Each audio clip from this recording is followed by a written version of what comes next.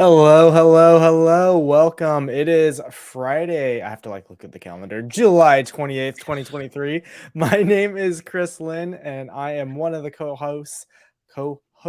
Wow, I'm flubbing the intro already. Of the Hire Me podcast. Welcome, where we are elevating today's top talents, where we are creating video resumes through interviews with those who are on the market looking for jobs. With me, as always, is my amazing co-host on the East Coast. That almost rhymes. Heather Balcerek. What is up, Heather? It is Hey, this Friday. it is.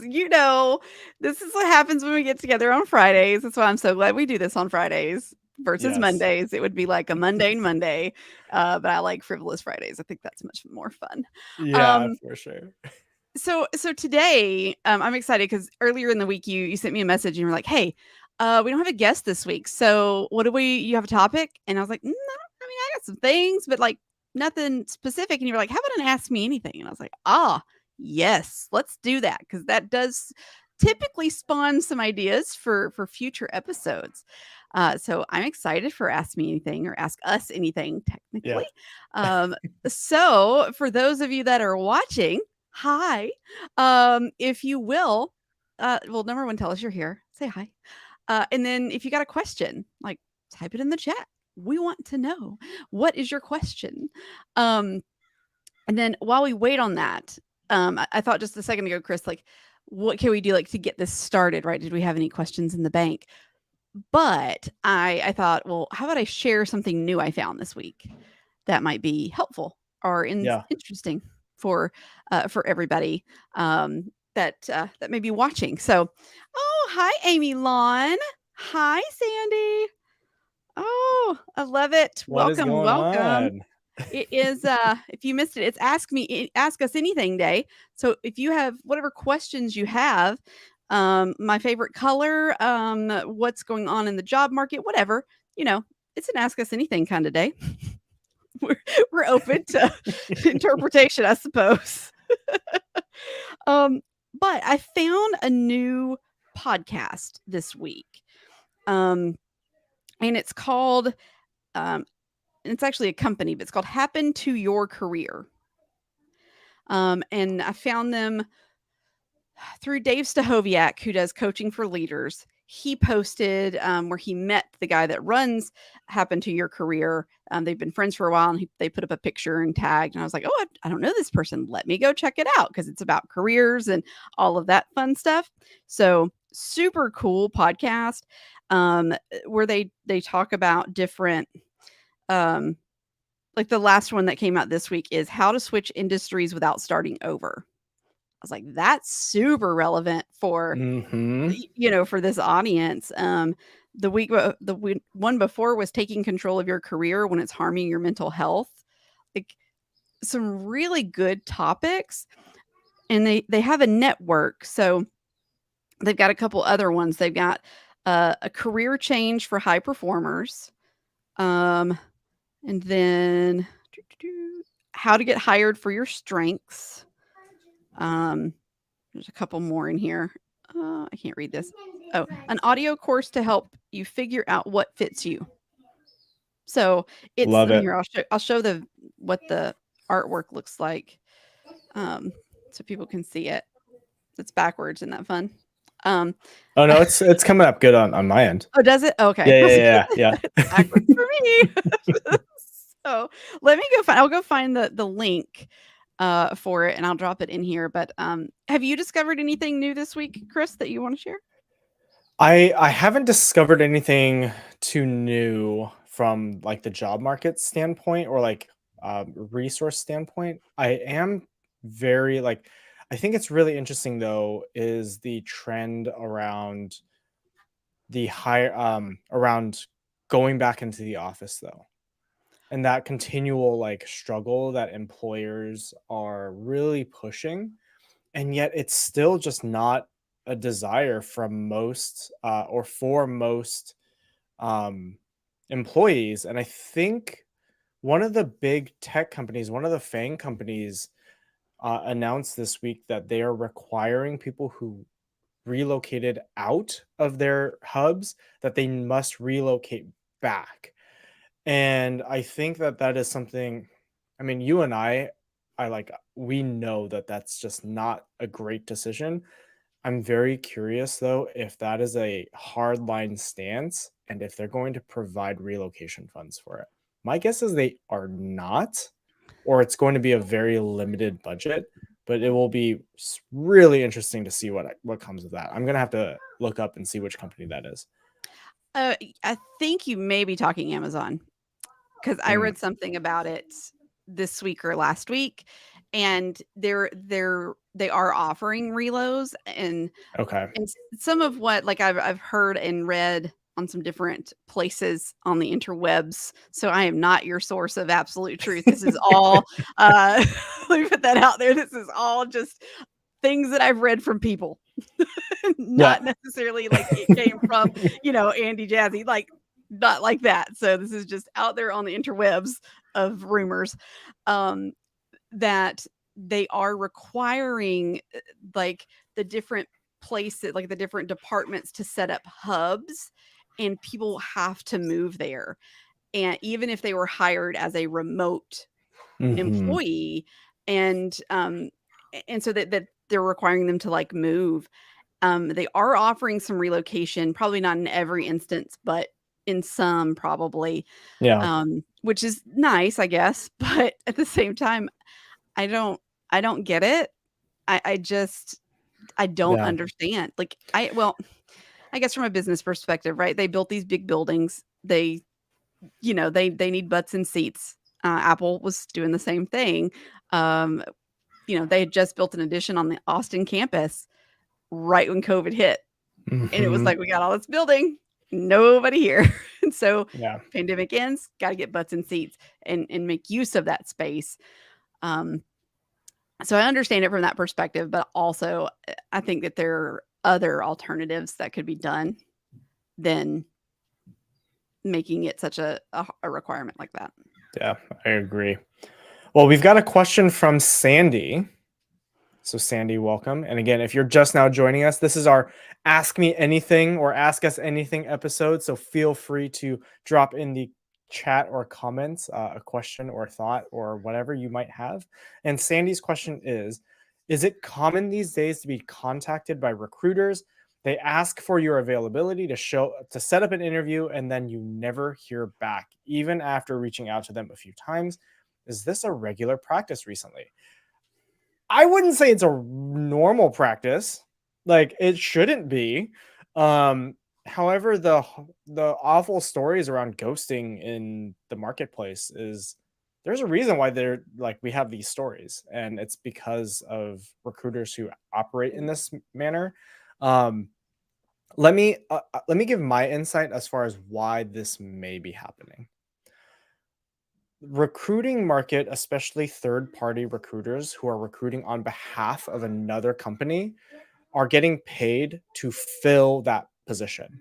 So, because they're getting paid to fill that position quickly, they are going to take a less structured approach and what I'm going to call spray and pray. So what may be happening is that they are saying, "Hey, do you have any sort of even remotely relevant experience in for this role?" They use their LinkedIn Navigator to. It's not Navigator, that's for sales, but whatever it is, they use their tool in LinkedIn or whatever tool they're using, and they just say, "Oh, this is the search term. You're hiring like this is a learning and development role." But they don't pay attention to numbers of years of experience. They may not pay attention to industry. They may not pay attention to the other skills required for that specific role. And they just reach out to all of those people. And it may be hundreds. It could even be in the thousands where they're just like, one of these is going to hit. And so they just reach out. And because they've contacted so many people, it's impossible for them to keep up with maintaining that communication. That's one. The other is they just may be a really bad communicator. But in my instance, from what it sounds like, Sandy, is this is happening to you multiple times. I'm gonna guess these are recruiters that are doing the spray and pray approach, and you're just being contacted by a lot of them. Heather, what do you think? I think that that's definitely a possibility. There is also that odd possibility that they also don't have a job anymore. Um, Yeah. that can happen too. One of the things I would say, and saying, yeah, this hasn't happened to me, so if this is completely wrong, you can absolutely tell me. But my thinking is, if this happened, if I got a call or contacted from somebody, especially on LinkedIn, like go and look at their page and just kind of dig in a little bit to make sure, like, are they a headhunter? Like, what kind of recruiter are they? Are they Yeah. associated with a business, like an actual company recruiter, or are they a headhunter type recruiter for like a staffing agency? And then from there, kind of gauge how much you're going to like put into that, if that Yeah. makes sense. Yeah. Um, because more than likely, if they are kind of that spray and pray, it may be a little evident on their page, with where they work or where they say that, I don't know, you may be able to tell. And again, if I'm completely wrong on that, uh, you can tell me. Yeah.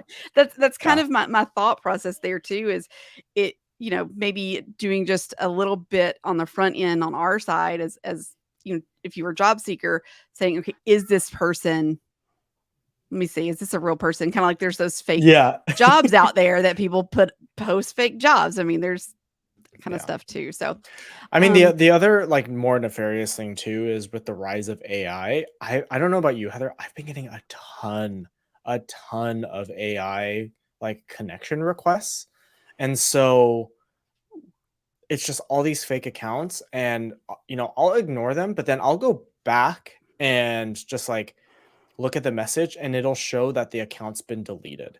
So it's really interesting. I'm getting a lot of spam reach outs right now from just people who I know are not real. So that's also something to just be aware of also. So just FYI, be careful out there. Yeah, do your research. Sandy, you said you've been doing research and it saved you a little bit. So good, absolutely. Yeah. good. Amy has a question. So, Amy, so besides LinkedIn, what business networking sites do you recommend? This is a great question, Amy. Um, that I probably don't have an answer to. Well, there's a lot. There's so many. Um Heather, do you have any thoughts? I have a couple suggestions here. So the first one that came to mind is the Slack group that you invited me to, um, that for learning and development, and that one, came to mind. I Yeah. also think about, it's not for like this, like my work, right? But like for podcasting, I'm a member of a podcast community on Mighty Networks, called Pod Pros. And, so there's some networking there if I chose to. I'm not very good at it. So uh, Yeah. I'm just a lurker. I need to engage more. But there's maybe some things like that out there, that you could be a part of, as well. Some of those network things like that. Yeah, I would say anything that's industry specific would really help. There are a lot of industry specific um, job boards or associations. And they usually have, I mean, this is one of the uh I was about to say benefits of the pandemic, but I can't say benefits. But one of like the side effects of the pandemic is like all of these virtual communities were created and so or strengthened. And so I would say that if you have any industry based associations that are tightly connected with the types of jobs you're looking at, that would be good as well. I'll call out, there's a few recruiters that we are close with and that we've had on as guests. They all have great messaging and they can tap you into um, maybe the necessary people. So we just had Anna Lakatkova. Sorry, I mispronounced her name from last week. We've had several others as well. So make sure that you connect with them and they can get you connected. Power to Fly is one that I personally like for those who are part of any marginalized communities. They're focused on diversity hiring. So that is a great organization to be connected with. We don't have any affiliation with them, but I've just seen their stuff and they host career fairs with actual companies every couple months. So they will focus on specific areas and specific roles as well. Nice. You saying that reminded me too. Sarah, that we Sarah that connected us. Hey, Sarah Yes. Hempel. Yeah. Shout out to you. So she works with Blanchard, and they just launched a free community type atmosphere that would work for networking as well. So check out that. I can't remember why on the top of my head. I can't remember what it's called. But it's Blanchard. So if you go to Blanchard's site, you can find it. They also launched something called Propel. I think that's a paid service. So there's a couple different levels in there, but an option there to get connected with other people. And and Amy, you said like besides LinkedIn, and I think I want to kind of turn this question a little bit, but like on LinkedIn, are we networking? Are we doing our jobs to network properly here? And I'm a member of a bunch of groups. That's how I met Sandy. We're both Yeah. CPTMs, so we met in that particular group, and I probably have not taken advantage of the kind of one step deeper networking is making sure the groups that I'm in on LinkedIn, am I active? Am I networking in those groups? Because Yeah. that's another space to ask, hey, what other places can we network? Um, so there we go. Yeah. Yeah. We Great got there. Look, suggestion. Yeah. I love it. Just we were playing off each other. I was like, I don't know, Yeah. LinkedIn. Yeah. That's it. No, we got lots of things. Lots of Yeah. things. Yeah. As far as job boards though, if you're looking at job boards, I know that there's the usual, there's LinkedIn, there's Indeed, there's ZipRecruiter, there's Glassdoor. I would say out of the four, or if we're removing LinkedIn from that, I would say Glassdoor is probably my next favorite place. But again, it's not a social aspect, but just the fact that they have additional information about organizations and employee reviews, interview reviews, just give you insight on the process is a great piece of information as well. Yeah, I like that. All the Yeah, good stuff. Thank you. Great question, Amy. yeah, And great question, Sandy. Oh, Sandy, and I put this up a second ago, but Sandy says, Fairy God Boss is a great place for women to connect. I'm going to have to check that out. awesome. I haven't heard of that one. Yeah, there's I a just, ton of different groups out there. I would also say, be Heather, I think you and I are on the same page of this, but I won't speak for you. Is that like be wary of ones where they require you to pay um, to be in the group. If they require that, I would ask a question, be like, what is this? What is your success rate in getting people jobs through this specific network? Right. Um, and see what their success rate is and see if that's valuable to you. I can't say, I won't say don't do any of them. Just ask that additional question. yeah. What is your actual success rate in placing people through this network? Yeah. So And I'm a member of another network called Women in ADHD. So it's a podcast, and she has a network on Mighty Networks, and it's $25 or $24.99, right? Because that penny. yeah.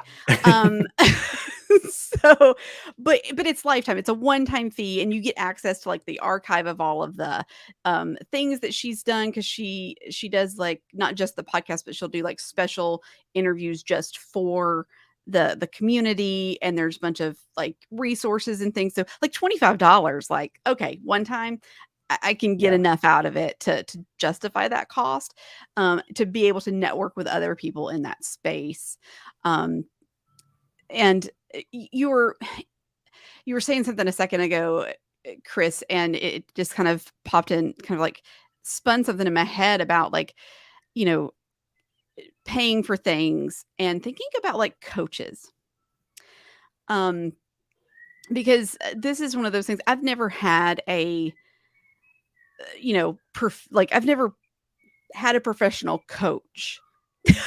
Amy, $25 is 2 days of What coffee. I gotta ask, what kind of coffee are you drinking? If it's $12.50 a buck, I mean, I know it's probably exaggerating here, but man, those are some Amy, expensive coffees. we're gonna It have better be like a Amy. bucket. Amy, we do need to go get coffee, by the way. Sorry, I'm going to use this public forum to be like, Amy, we need to go get coffee. We live pretty close to each other. Um, so we can do that. All good. All good. We can actually go get coffee. Um, but thinking about like coaches, so like I've never gone out and like paid for a specific like professional coach for myself. I've done a mastermind group where I was paying monthly to meet with this group. We met twice a month, and it was worth every penny where I was in my career because Yeah. it helped me really achieve a lot of things. And I was in it for 3 years, is how long I paid for it, which is not normal. But we were so close and we were helping, like it was just nobody wanted to leave. Yeah. Um, but I've been thinking recently about like getting a coach for myself. I've done a couple things through like vendor partnerships at work, like getting a taste of what it is and whatnot. And thinking about like, would this help me kind of where I am? New job, new, responsibilities, navigating this, new space. And I don't know. What are your thoughts on that, Chris? On like Yeah. on coaches and things and like getting help like that.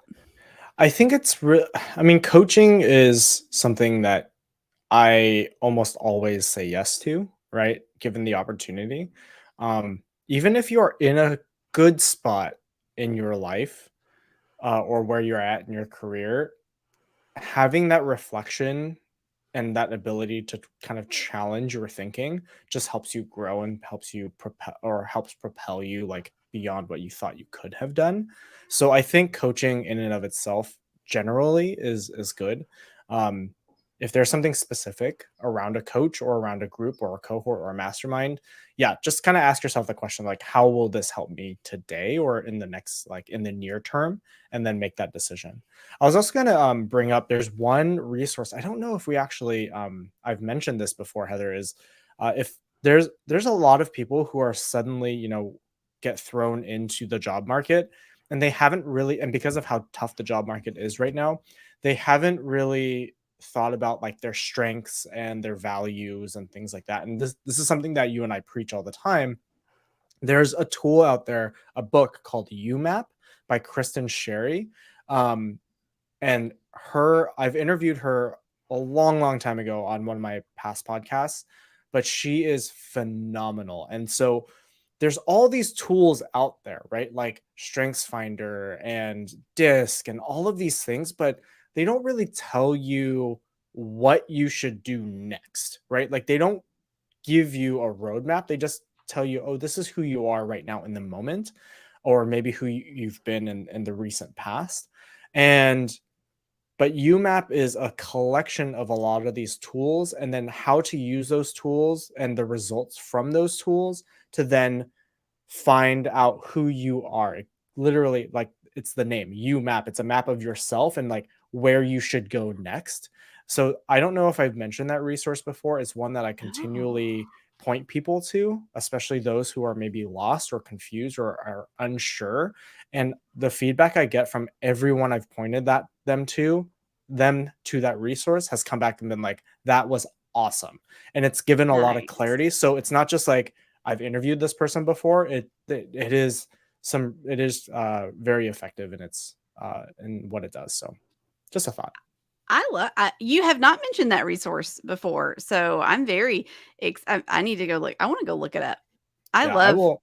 stuff like that. Yeah, I'll put it in the chat actually right now. Okay, Yeah. perfect. Oh, goodness. Oh, look at we're at 20. We're at 24 minutes. This has gone. Look at This that. has gone pretty well. Oh, Sandy's got another question. Oh, she says it's a tough question. Is it harmful to your career to take a job at 50% less than your last pay and even in a different field just to have a job? That is a really tough question. And one I don't think that I either of us could potentially answer for you.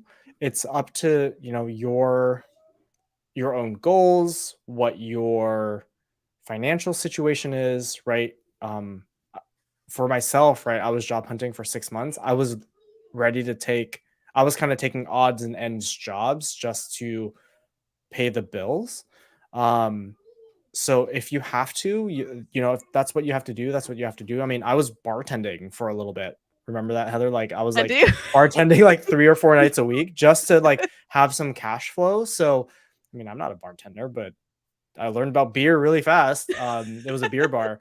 Um, so while I can't answer that for you, it depends on what you're trying to achieve. Are you trying to shift into a different industry or a different field?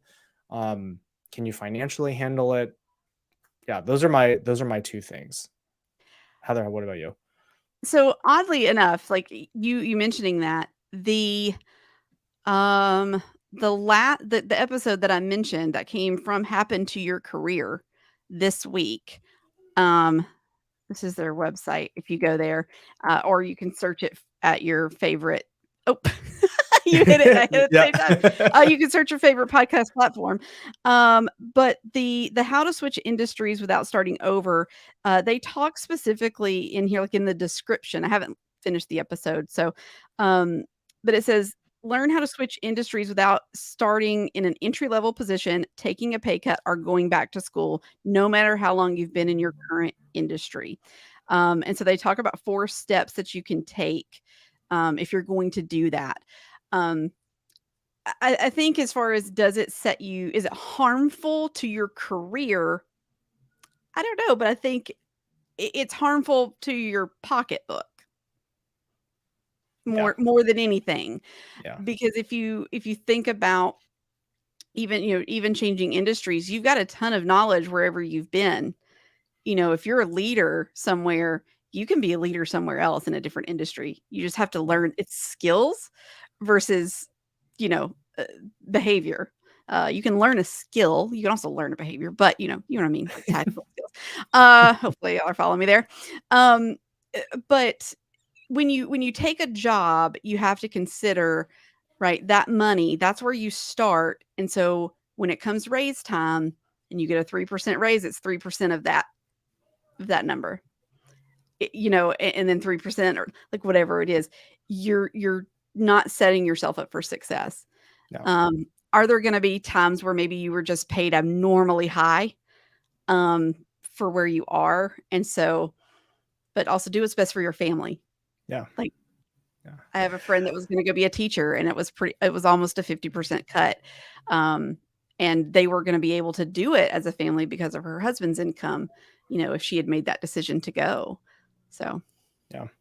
Yeah, I would also say like most organizations are not dumb to the fact that like this is a tough job market. The last 3 years has been a weird market, right? So I think they would understand if you had to find something else because you were not able to find something in your field. The thing I would highlight is if you are trying to get back into that field, is that you potentially show that you were still trying to stay in that field, maybe by taking classes or certifications, networking, that sort of thing, just so if you are trying to shift back into that field later, and you have that opportunity, you can say, "Hey, I've been staying on top of like industry trends or whatever it might be. I just had to find something in the moment uh, to get by or whatever it may have been, and then I'm ready to get back into that field." So, just a thought. fantastic.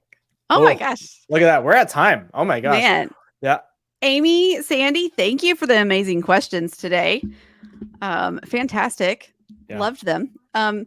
So next week we're going to take a break because we all need a break every now and then. So we will not be here next week, but we will be back the following week. August 11th. There you go. August 11th. I'm Yep. glad you got the date. I was like about to look at the calendar and I was like, well, that says July. Yeah. Let me flip it over. Yeah, we'll be back August 11th. So again, make sure you are tuned in, subscribed, following everything, everything on the Hire Me podcast, wherever you get your podcasts or wherever you are watching this, either on LinkedIn or YouTube. And guess what? We are closing in on 600 followers on LinkedIn. We are over halfway to 100 subscribers. I know that doesn't sound like a lot, but that is still a huge deal from the YouTube perspective. So 100 subscribers on nearing 100 subscribers on YouTube, and we are almost at 50. Yeah, 50 people that say we've interviewed. We're 9 interviews away from hitting 50 interviews. When we hit 50 interviews, we'll go through and we'll do like a featured the hired, like and go through like each person that's been hired, and if people haven't been, we'll go and we'll do something for them as well. So that sounds good. I love that. So again, if you're watching this right now, we haven't thrown this up yet, but if you want to be featured on the Hire Me podcast, sign up for an interview. Heather is on the East Coast, I'm on the West Coast, so feel free to grab time on our calendars. Or if you know someone who is job hunting, send them this link. And again, give us a subscribe and follow. We won't bug you. We love you. We get it. Yeah. So thank you again. And Sandy. Thank you, Sandy. All right, everybody. Thank you so much. Have a fantastic Friday, and we will see you in 2 weeks. See ya.